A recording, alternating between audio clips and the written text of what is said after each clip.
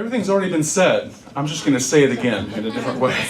In a different way. Right? That's why you know you're in the right place, right? That's why you kind of know you found your tribe. I was talking earlier with a friend of mine about how difficult it can be to feel like you belong.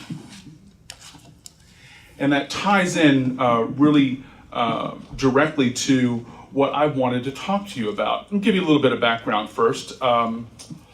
My name is Glen Ganaway. I'm an interfaith minister and an integral mentor. The Course in Miracles is my jam, as the children say.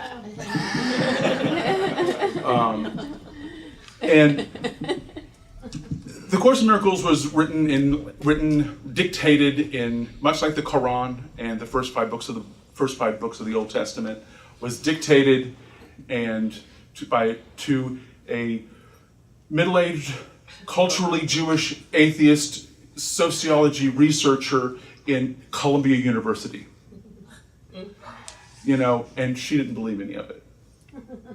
But it has such integrity that I've really found that it speaks directly to the Western mind. And what I mean by the Western mind, it means if you grow up culturally inside of an English European hegemony, America, Europe, you grew up in basically a Judeo-Christian Islamic culture with all of these stories, we're swimming in the ideas of salvation, forgiveness, and atonement, and wholeness, and these things that we all grew up with. My mother said all of her kids were raised right. They would cut their teeth on the back pew. So I spent a lot of time in those atmospheres. And I guess that's one reason why I always feel at home in whatever church I'm in. With that being said, I want to talk to you about teaching and being a teacher.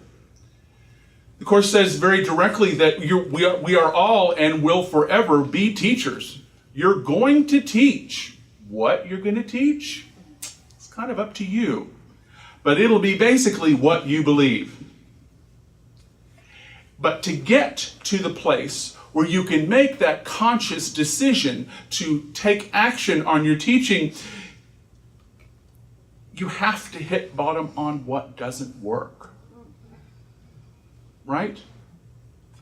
Heard some stories around here today, hitting bottom on things that don't work. Right? If it doesn't work, stop doing that. But we need a community, right? We often need to belong before we have the courage to do that. And it's a growing up and it's a maturing. So before I go anywhere, I want to let you know that I haven't started my timer, and I'm going to go for 20 minutes over if I don't begin to do that. But if you've watched me before, you know that already. So, hitting bottom on what doesn't work is where we begin. And where I want to take you with this is a sense of awakening. And it's not anything unusual. It's a sense of awakening to what already is. So, the stages of awakening in the Course in Miracles is three things. The first thing is being. If you are here, you have everything that you need to take the next step towards your greater happiness. That whole idea. You were born with enough in the correct body and all of this to do what you were supposed to do in the world. Being is having, right?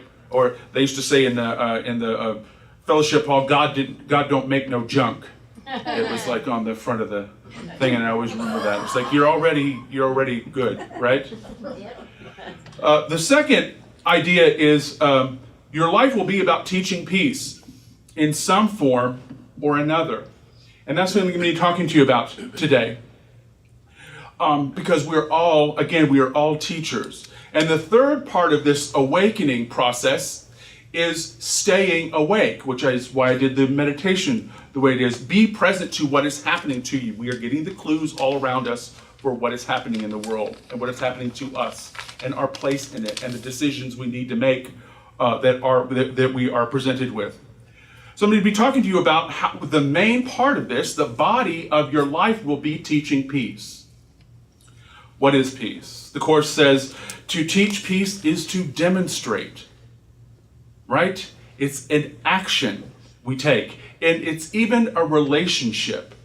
Because anything that you can say about God is a relationship. Whether you're talking about God as love, peace, joy, whatever you can say about God are aspects that you can say about ourselves, and they all describe a healthy relationship. Peace is about how we manage, understand, interact, and I want to say take advantage of, or we learn from each other in that way of taking advantage of an opportunity, right? That is what peace is. And it's a natural state. It is a natural state because it is a healing state. Have you ever felt healing just by listening to somebody who you're listening to like a TED Talk or something like that, and you get through this TED Talk and you're like, wow, like I woke up in a new world or something like that. That's healing. That's how I feel about the Course in Miracles. That's how I feel about the teachers that have been influential to me. That's how I feel about the love of my life, Yolanda. She's a great teacher. I hope you have people in your life that know more than you. Everybody. Maybe it's everybody. Maybe. So, it's healing. When our relationships are working, it's healing. So, how do you teach peace? How does that actually happen? Of course, it says peace is inevitable to those that offer peace. Isn't that a clue? What are you offering your friends? What are you offering the world? Those are good questions. Are you offering yourself to the world, or are a dumbed down version of it? Talking about being big, right? Peace is inevitable to those that offer peace. And the caveat to that is we have to believe that peace is possible. Because there's a whole mechanism out there that is designed to tell you that peace is not possible. That we can't have peace, you can't be peaceful. We're not allowed to live in a peaceful world. I am going to tell you that I believe that peace is possible. I believe that peace is possible with my family. I believe that peace is possible in my relationships. I believe that peace is possible in my work. I believe that peace is possible in my neighborhood. I believe that peace is possible in my nation. And I believe that peace is possible in the world. I have to begin there. In order to take any action, I have to believe that what I think is right and true is actually doable. That can be a really big hurdle, especially when things aren't going so well, to believe that peace is out there and we just don't see it. But that's what every holy book is telling us. Choose actions that move us toward peace is the second sort of caveat there about how to teach peace. Are you taking actions that are actually moving to greater peace?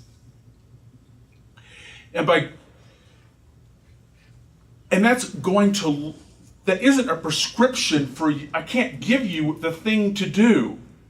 The thing to do is to know who you are and share that with the world at your highest skill level possible. That's going to be moving you directly toward more peace. But it all comes down to, what do you want to learn? Do you want to learn that the world is messed up and broken and can't be fixed? Do you want to live in that world? I don't. What do you want to learn? There are skills that you want to develop in your life.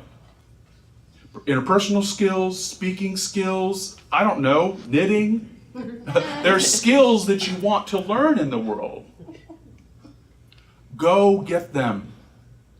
If you want to learn them and you've got a passion to do this, that might be the direction of your greater peace. And it'll be in relationship to other people, and it'll be in a community, and you'll need a teacher, and you will become a teacher. It doesn't work in any other way than that.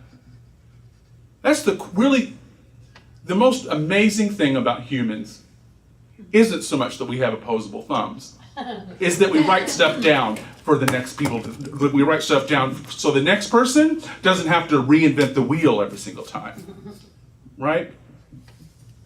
So we want to listen to people that know more than us, believe in the communities that are teaching us about how to actually physically be peaceful and do peaceful things and operate as a peaceful person, and to believe that we are peaceful people, and to believe that we are good and righteous, can move in the direction of our greater peace, and that our peace doesn't cost anybody anything. Teaching peace will always show you what you believe in. Always. It is always and will forever be, according to the Course in Miracles, and I believe the Course in Miracles, my big declarative statements, it will always be a reflection of your beliefs. You can call it karma, you can call it projection, you can call it any number of things. But if you're serious about knowing what you believe, you will look at how you treat other people in relationships. That's what you're teaching. You're teaching other people you are and what they must be. And there's no way around that. And so, how does God treat us?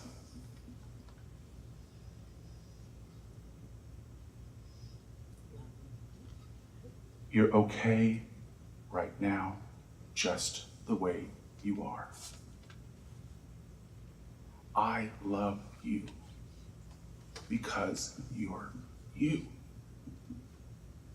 You don't have to earn my love. You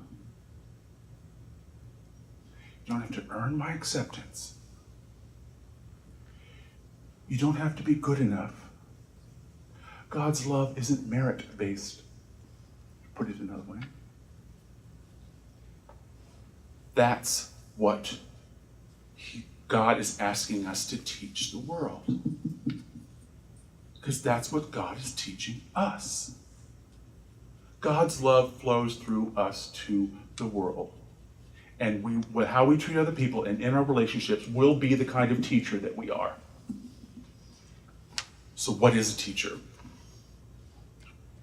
Of course, says, teaching peace is seeing your interests as not separate from others. Like I mentioned earlier, if someone's got to lose for you to win, you might want to reevaluate how you see the world.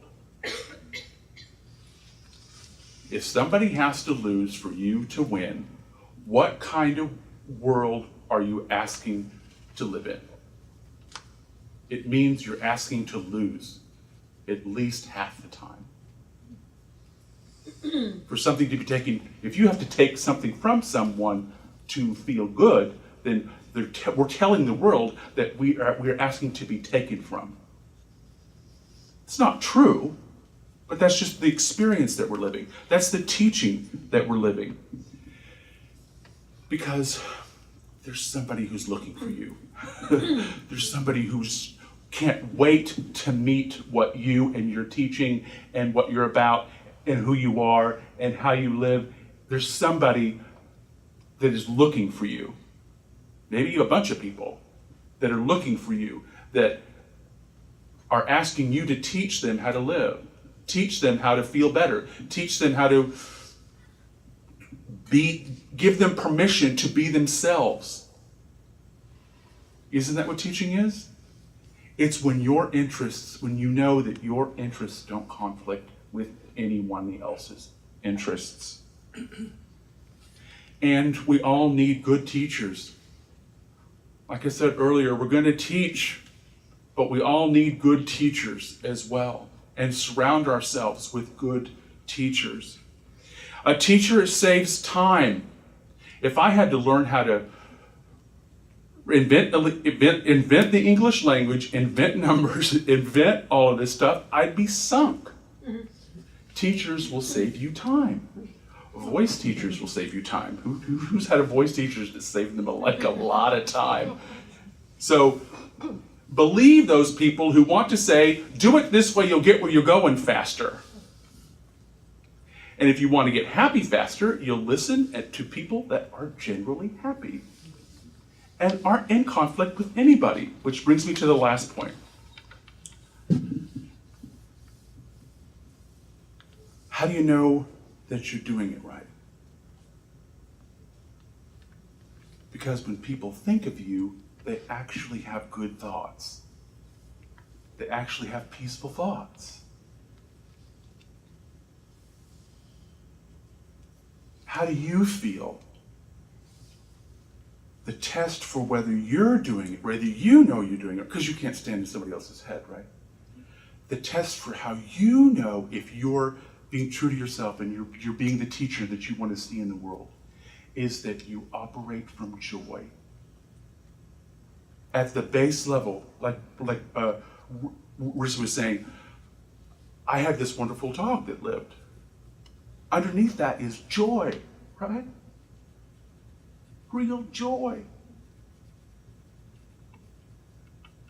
Are you a joyful person? At your base foundational level, joyful. Maybe not. I've known people who aren't joyful. I work with them. I'm related to them. I just got back from a family reunion to tell you this really quick story. My gratitude piece was I met my first cousin once removed, which is like my mother's cousin. She's about 85 years old. Her name is Florcy Trivet. I know, I couldn't make this up. Florcy Trivet. And she told stories about my grandfather and the fathers and all of them getting in trouble and everything.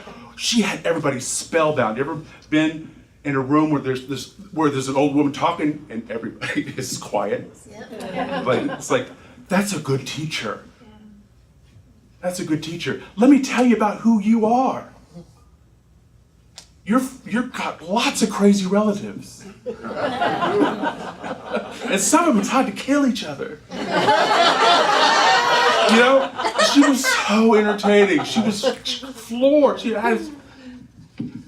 should have her own show, but that's, you know. But, so teaching is about demonstrating our wholeness. She wrapped us around herself and said, you're our family, you're the family, you're my family. And for about an hour, we were all Florcy Trivet. Teaching is about demonstrating wholeness. It's about demonstrating our beliefs. And it's about demonstrating that joy is not just an idea, it's a real thing. Absolutely real thing. So in conclusion, the last thing I'll say is what I always say is, listen to the voice that likes you. She'll tell you that we are one, and your job will be to act like it. Thank you.